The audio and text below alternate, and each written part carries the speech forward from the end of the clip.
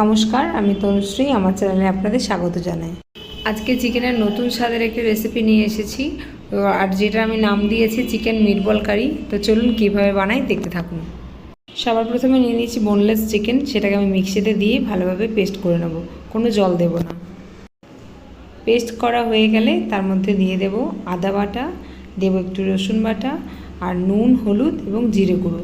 এটা দিয়ে ভালোভাবে এটাকে মেখে নেব। সব ভালো করে মেখে নিয়েছি। এরপর গোল গোল বলের শেপে বানিয়ে নেব।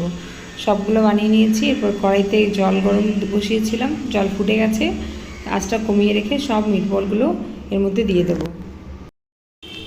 সব দেওয়া হয়ে গেলে মিডিয়াম আছে এগুলোকে আমি 15 মিনিটের মতো সেদ্ধ করে নেব, অবশ্যই ঢাকনা দিয়ে।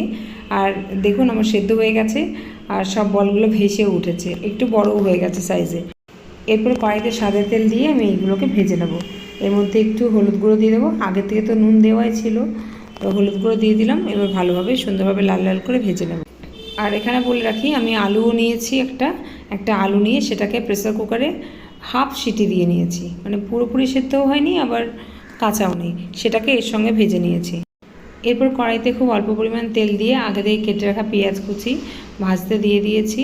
এরপর ভাজা হয়ে গেলে দিয়ে দেবো আদা বাটা, দেবো রসুন বাটা, খুবই অল্প পরিমাণে দেবো জিরে গুঁড়ো, ধনে গুঁড়ো এবং হলুদ গুঁড়ো। এরপর আর দেবো নুন আর একটুখানি স্বাদ মতো চিনি, আর দিলাম টমেটো। সব কিছু একসাথে দিয়ে হালকা একটু জল দিয়ে মশলাটাকে বেশ ভালো মতো কষিয়ে নিতে হবে। এরপর এর মধ্যে দিয়ে দিলাম একটা কাঁচা লঙ্কা, আপনারা চাইলে শুকনো লঙ্কা গুঁড়ো ব্যবহার করতে পারেন। আমি প্রত্যেকটা ভিডিওতেই বলি, মশলা কষানোটা হচ্ছে আসল কাজ। মশলা যত ভালোভাবে কষানো হবে রান্নার টেস্ট তত ভালো হবে। তো মশলা আমার কষানো হয়ে গেছে।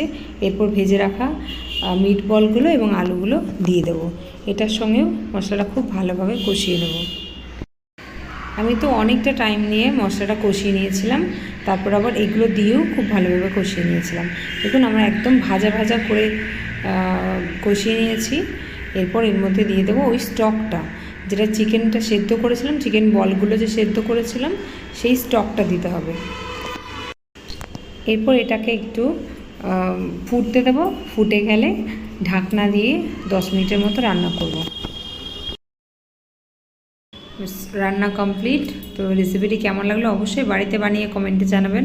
যদি ভালো লেগে থাকে লাইক কমেন্ট শেয়ার করে দেবেন এবং চ্যানেলটিকে সাবস্ক্রাইব করে দিয়ে পাশে থেকে বেল আইকনটি প্রেস করে দেবেন, যাতে আমার রান্নার ভিডিও সমস্ত নোটিফিকেশান আপনার কাছে সবার আগে পৌঁছয়। ভালো থাকবেন, সুস্থ থাকবেন। ভিডিওটি দেখার জন্য অসংখ্য ধন্যবাদ।